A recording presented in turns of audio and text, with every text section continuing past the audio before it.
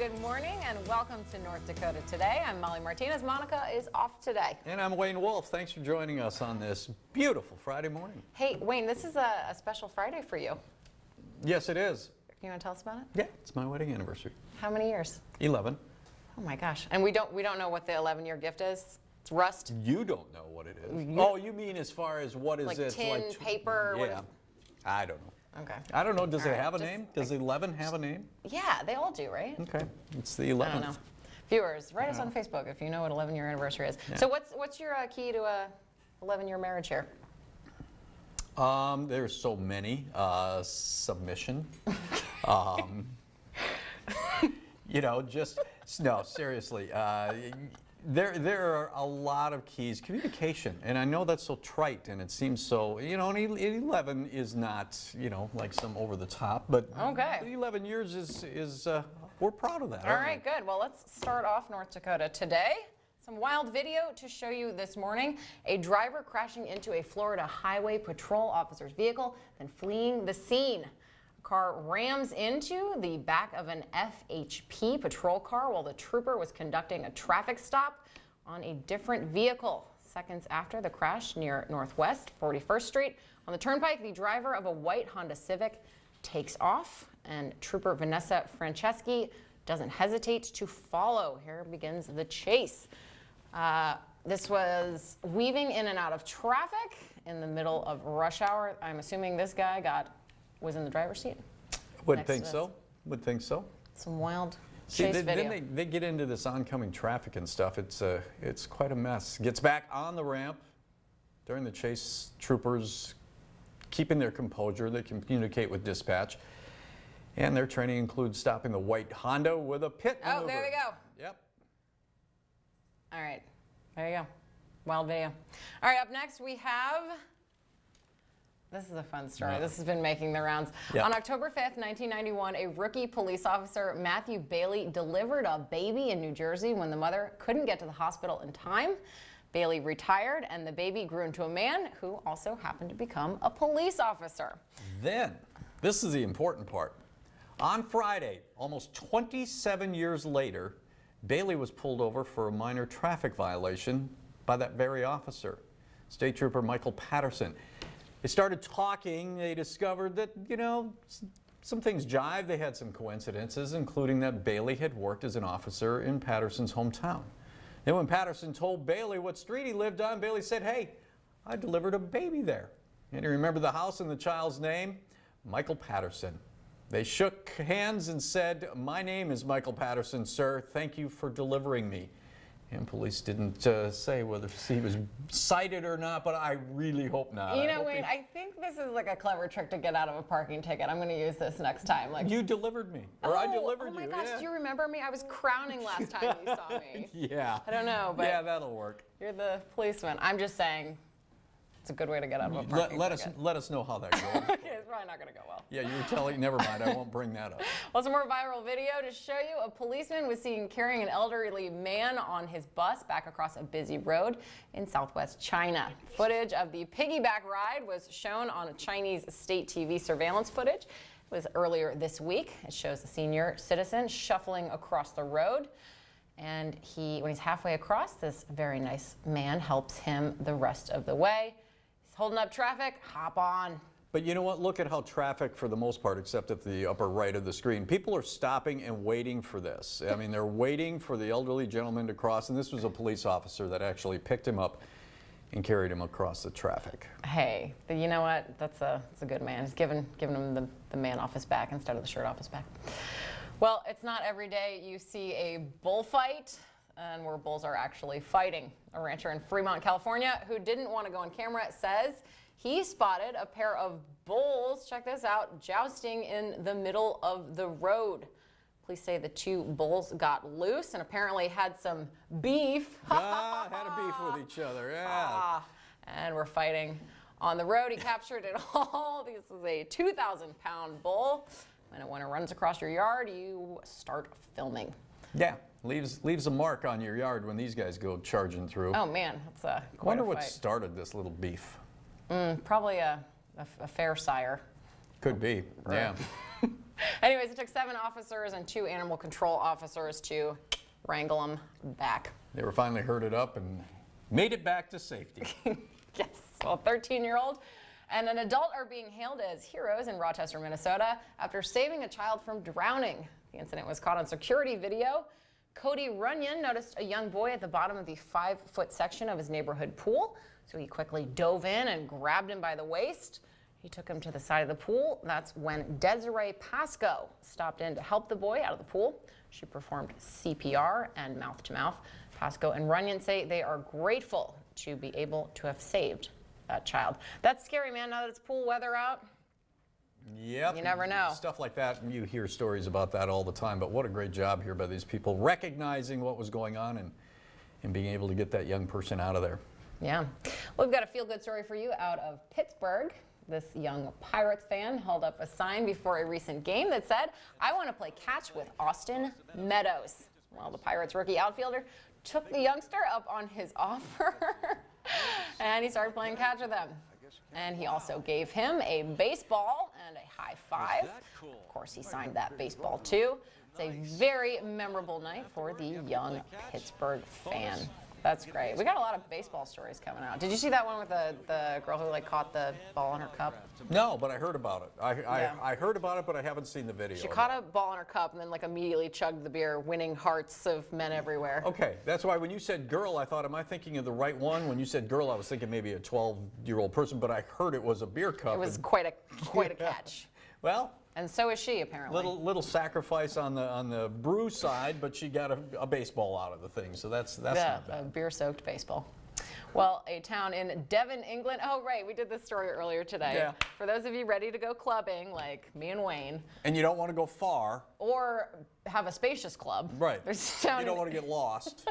There's a town in England who just transferred a traditional phone booth into the world's smallest nightclub. Instead of making phone calls, the former phone booth plays records like Telephone Line and Hanging on the Telephone.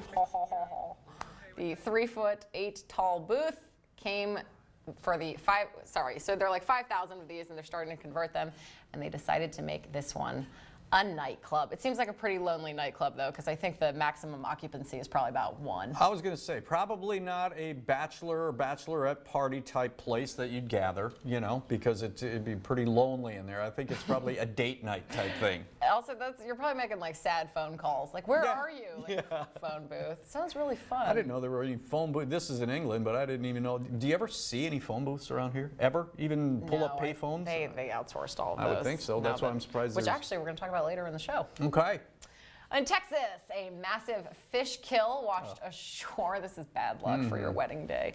Outside a woman's home just days before her wedding was scheduled to happen there. So, piles of dead fish washed ashore outside Christy Ling's home. Ling had planned to marry there, but the phenomenon created an unbearable stench. The last time Seabrook saw a fish kill this magnitude was in 2014. Ironically, just days before her wedding, piles of dead fish washed ashore. Do you think this is a bad omen for the marriage? No. Do you think they'll make it just like maybe you, the to bad 11 omen years? was that wasn't where they were supposed to get married, so now they've moved where they're getting married, and yeah, I mean, I've heard of wedding crashers, but... Can you imagine? I would imagine most people, as they're getting married, bride or groom, they're a little nervous, uptight, and all of a sudden nature throws you this wild card out of the water. So a lot of people have cold feet. They have cold fish. Cold feet. I don't think that's a good sign for the marriage. Well, go inland. Check back with them in 5 years. See how they're doing. Yes. A Portland cop is going viral for giving a ride to a chicken that flew the coop. The officer spotted the chicken crossing the road, doing some free roaming on a city street with no owner in sight. He scooped up the bird, put him in his patrol car, and then turned him over to animal control. Portland police later tweeted that Edie was eventually picked up by her owner. No foul play was suspected. And he wasn't considered a flight risk. Play on words on your Friday, right? We're waking you up. There you go. Some terrible, terrible, terrible jokes. Now, you've been hounding me for 10 days. Yeah, so for the viewers, we just had a baseball story, and Wayne and I, our friends.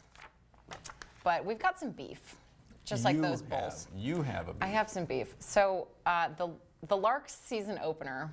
A week ago Tuesday. A week ago Tuesday. This is how long this has been going on. Snide comments. I've been leaving dead fish from that fish kill under his desk. I threw out the opening pitch at the Larks game, and Wayne is the very famous voice of the Larks. I was doing the public address that night, right? Yeah, and so I take the pitcher's mound, very nervous to throw out this opening pitch. And I've been practicing for months, been icing my arm, I've been juicing, you know, just everything to get ready for this pitch. I throw it, it's a little off. It's not down the fairway. No, well, fairway. And instead of yelling strike like a good friend would, you what did you say? I said just a bit outside because it almost went in. Well, it cleared the right-handed batter's box. I mean, the catcher, who was very athletic as we found out, leapt into the air, whatever, caught the pitch. And all I did was say over the PA, just a bit outside. Okay, operative words here. He caught the pitch. He caught it. Anyways, it was very embarrassing. I had to leave. I had to change my name. Yeah, she's been hounding me for 10 days. If you need a friend in a time of need, Wayne Wolf is not your man. Well, all I did was be honest. Now, if you've got Jim Smith coming to the plate, do you want me to lie about that too? That brings up all Kurt Olson. You know, I mean, you got to be honest, and I call it the way I see it. All right. Well, I thought it was a fine pitch, but apparently I had to hide in shame the rest of the game. Okay. Well. And bygones. Unfortunately, there goes my baseball career too. Well, I was hoping to be scouted. That should have left no doubt. Yes. Have you ever thrown an opening pitch? No. It's harder than it seems. I believe that. It's very nerve-wracking. I believe that. There were a lot of fans in the stands that night. I think they had a 1,900 person crowd that night. Yeah, so, totally sold out. Yeah. And you totally sold me out. You were the very first one, too. They had 3 or 4 first pitches that night. You were number 1. All right, well, we're going to squash this beef. Okay, thank you. There's more on North Dakota today. We're going to do weather, though. Oh, sorry. Yeah, I wouldn't call it a strike, though, Molly. Okay, Don't you worry. too? Yeah, it would have been a strike. Okay. It made it over the plate. We'll call that good. Let's talk about the weather today.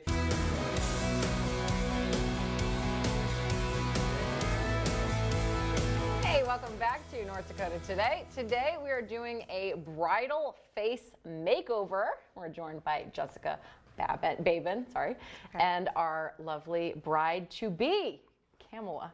Thank you so much. You are from Sephora? Yes, Sephora inside JCPenney. Okay. And we're at the beginning of bridal season, so if you have a Facebook, you've seen a wedding. Yes. They're everywhere. Yes. All right, so how do we look our best? So the first thing we did is we made sure to smooth out her complexion with a little bit of foundation. She's already got just gorgeous skin, so we just smoothed everything out. We did pre-do the wedding eye. This is a very classic way to do the bridal eye. You can dress it up, dress it down, but it just has a lot of light, a little depth, and those beautiful lashes. We also defined the brows. That's one of the things that I see people doing that maybe they need to do to make things look good in pictures, to make the face framed properly. Make sure you define the eyebrows. They don't have to be crazy. They don't have to be huge, but a little definition helps. Okay. And now we're going to show you how to shape the face a little bit. Okay. And this is the part I really wanted to show because whether you're a bride, we're doing a bridal makeover for lovely Miss Kamala, but even if you're a bridesmaid, even if you're just on the fringes of the wedding party. A wannabe flower girl. Exactly, where you want to catch that bouquet. Yes. It's important to shape the face and give it a little color because I'm sure you know, the camera flattens your face out and makes it not look as shaped as it should be. So the best way to do it is to manipulate the light a little bit so it hits you the way we want it to hit you rather than the way it feels like hitting you. So how do we manipulate this light? This sounds like some sorcery. No, it's think back to junior high art class. Okay. And they give you a picture of a circle and they say, hey, make this look like a ball. And you can make it look more three-dimensional by getting it a little darker. If you turn your head a little for me, honey. Underneath the cheekbone. Okay. And that pulls our cheekbone out for us. And she's got lovely cheekbones anyway. And see, we just see the shape of it a little nicer. Yeah. That's what we're after. And I'm also going to give a little bit of that tan glow to the forehead. Because this is So doing this sort of brings attention to the features of the face. exactly to the center. It makes the cheekbones look higher. It makes you look like you rather than you got into your wedding cake by yourself. So just kind of doing a gentle from the ear, underneath the cheekbone, under the jawline. And that just, it brings out the shape of the face. If you turn for me and then turn the other side, you see how it just, we haven't added anything, we haven't subtracted anything. It's just making the most of the beautiful features she already has. Okay. And then I always do a little under the chin. We always have Uncle Bob, I call him Uncle Bob, at the wedding, and he's got his old camera out and he wants to shoot you from down here.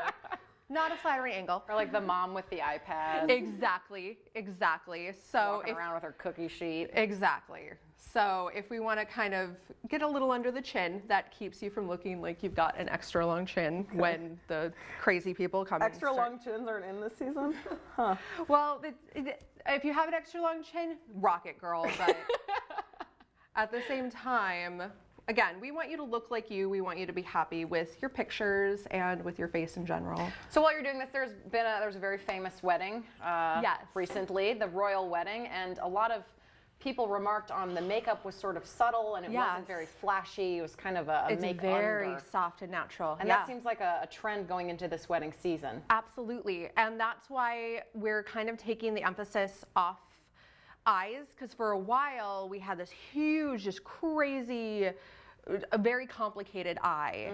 And then we went to now, which I actually like better, where we keep the eye a little more subtle. We keep the lips just really soft. So it used to be I do, now it's I, maybe not so much. Exactly. Okay, got it. But now, you notice if you look at the beautiful Meghan Markle, she does have cheek on. She does have her cheekbones very defined. She does have that beautiful light popping up off the top of her cheekbone.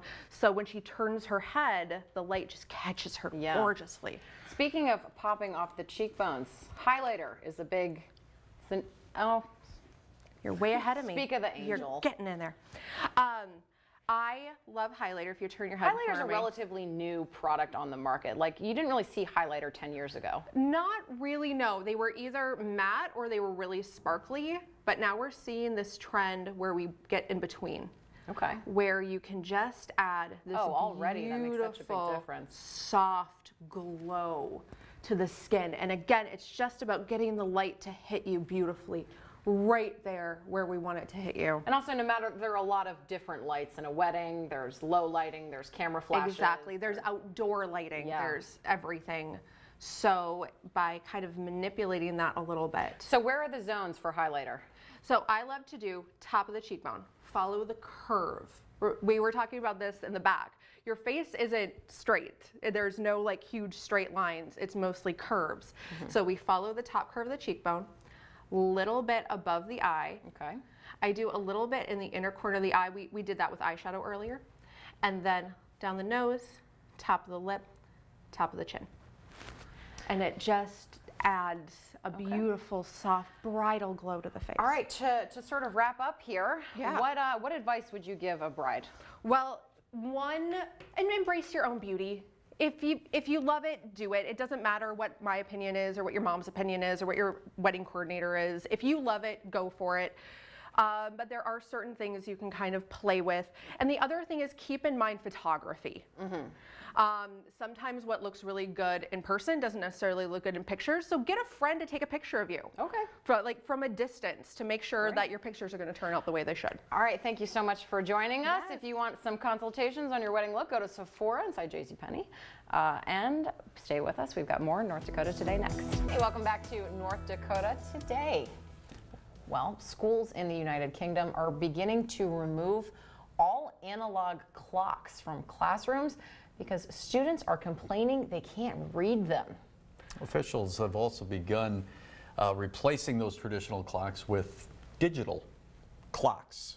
And as one child is unable to tell the correct time on analog clocks. So that paper is reporting that the advertising the current generation aren't as good as reading the traditional clock face as older generations. So, you know, I remember when I was probably in grade school, a very long time ago, people started wearing wristwatches that had the analog on it. And I noticed then already that some people were not able to tell. You know, every schoolroom had Yeah. a clock on the wall. People weren't able to tell the time. Yeah. I mean, I get it. Like nowadays, all your clocks are digital. You Right. just read the number. You don't. Do you think there's a need for analog clocks anymore? You know, 10 years ago, I would have said, yes, you have to learn how to tell time, but absolutely, a lot of people, I'll bet you don't wear a wristwatch. I don't. Very, very seldom if you do. People check their phone, people check their tablet, people are working on a desktop I have a computer. very elaborate sundial system, actually. There you go. But it's changed, and very seldom do you see where an analog clock is useful. Hey, Kurt, what do you think about this? I don't know. I think it's a skill you should have. But Like- for what purpose? Well, because I say things like quarter past, quarter of, half past, things like that.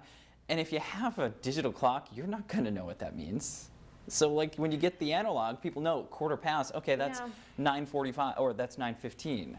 Quarter of, 9:45. Yeah, I mean, I don't think you're going to ever be in like a survival situation Yeah, where you like have to read an analog. is It's true. not a compass. Right, but when it comes down to it too, I also think we need our information faster nowadays. Yeah. That's what we like, and that's where the digital comes into play. There's no thinking. You look at the clock, you know what time it is, done. There's also something very satisfying about seeing sort of the pie graph of a clock and knowing exactly how much time you have and like how the just geometry of a clock. I still wear a wristwatch. It's an analog clock, and I check that constantly. If I forget it at home, which sometimes happens, you feel lost all day long. I'm not used to grabbing my phone to check the time. Yeah, you also just want to like flex on your Exactly. nice watch here.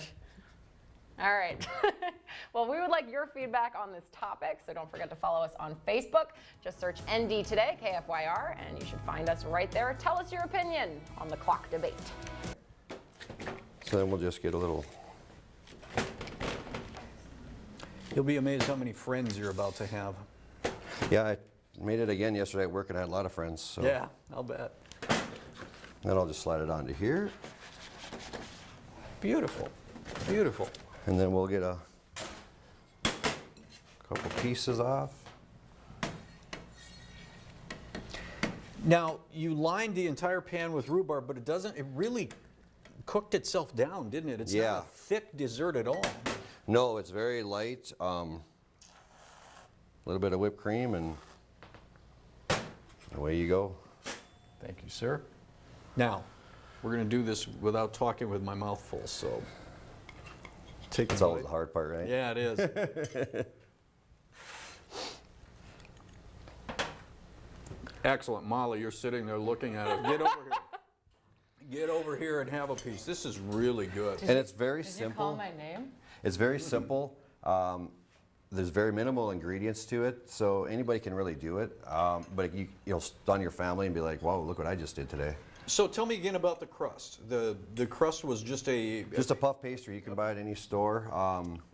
There's different ways to make it too. You can do puff pastry. You can do your own crust on there with flour. You know, you can make a little one, a homemade crust if you want to. But puff pastry adds a nice layer. It raises up a little bit, so it makes it nicer. What's the nutritional value of rhubarb? It's a lot of water, about 90% water. So And I asked you this earlier. This rhubarb is green. A lot of times you see rhubarb as like a deep purple or Yeah. magenta. Yep. What starts its coloration? I think it's the older the older the plant gets in the year. But it start doesn't getting more affect red. flavor? No. All right. And this came from your garden. Yep. What does it take to grow rhubarb? I planted it from my mother-in-law about 9 years ago, Mm-hmm. and it just does itself. Rhubarb just grows. You it can't just, kill rhubarb. And it's a stalk plant. Does Yep. it just like grows like celery? Yep. I don't know how celery grows. This just grows, and you just got to make sure you cut the when it goes to seed, you got to cut the seed thing off, or it'll stop growing. Is that on the top or the bottom? You'll see it's a big flower on the top. Oh, Yep. okay. This was excellent with whipped cream, but I can't imagine how good this would be with a scoop of vanilla ice cream. Some I mean, French that would- vanilla ice cream Oh, would be- that would be awesome. Well, Chris, we really appreciate you coming in today and sharing this, because rhubarb, if it's not, it should be the state dessert. I mean, And what can you because- tell us about Touchmark? Well, we're a retirement community north of Bismarck on Century, 1000 West Century. And we have a new program with our food services that we're bringing finer dining to our residents through our full restaurant. So it's a great place to eat and a great place to stay and live, great place to work. All right, check them out. Thanks so much for bringing Yeah. them. Chris, thanks No so problem. much.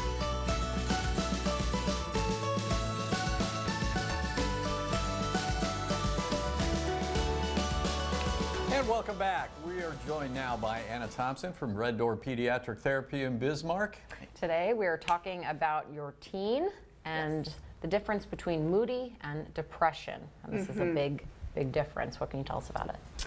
Well, I think it's very normal for teenagers to kind of skulk around and be very irritable and have mood swings, and I think it can be hard for parents to know, is this normal or not?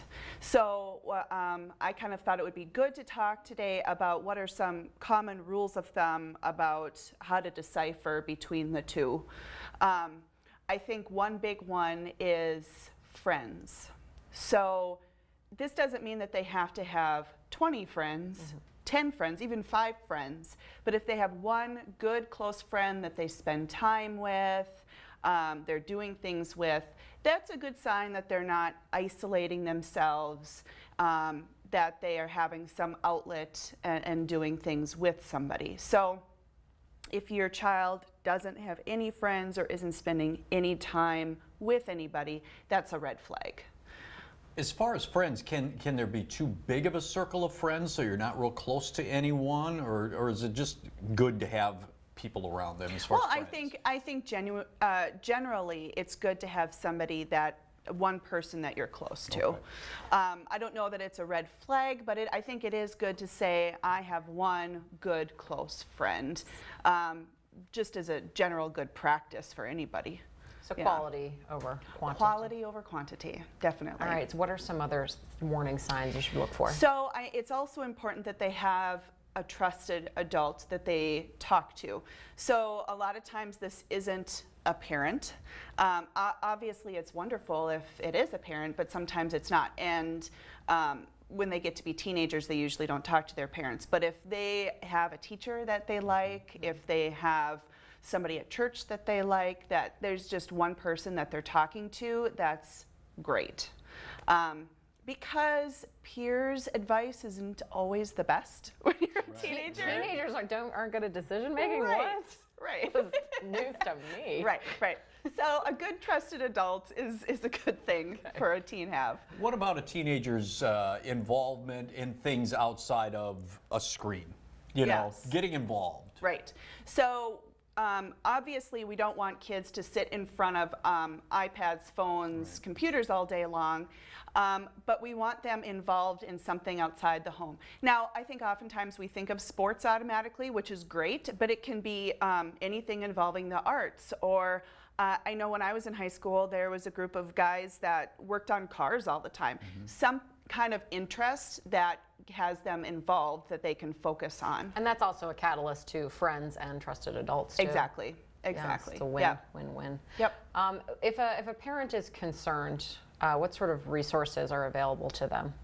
So I think the first step is the school counselor is a great resource, and a lot of times I get my referrals from a school counselor. So mental health counseling and school counselors are a good source for kids. Are there any major sort of act right now red flags? I would say risk-taking behaviors. So if they are partaking in drugs, alcohol, skipping school, that stuff, and it's not just a one-time thing, then I would say definitely that's more than a red flag. That is, seek some help out for your kids. And what do they do? When you say seek help, what do they do? I would have them go see a counselor. Okay. Can you tell us a little bit about Red Door? Red Door,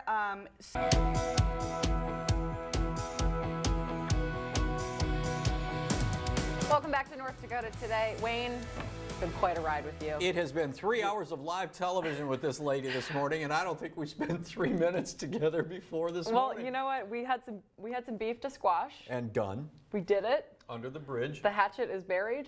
We're good to go. We all agree that first pitch was a strike. It was. I was wrong. I was wrong. This is a battle I can never win. Yes? I was wrong. All right. Well, thank you so much for joining us. We have this amazing tatine. You can find that on our website, that recipe, and we will see you on Monday. Have a great weekend, everybody.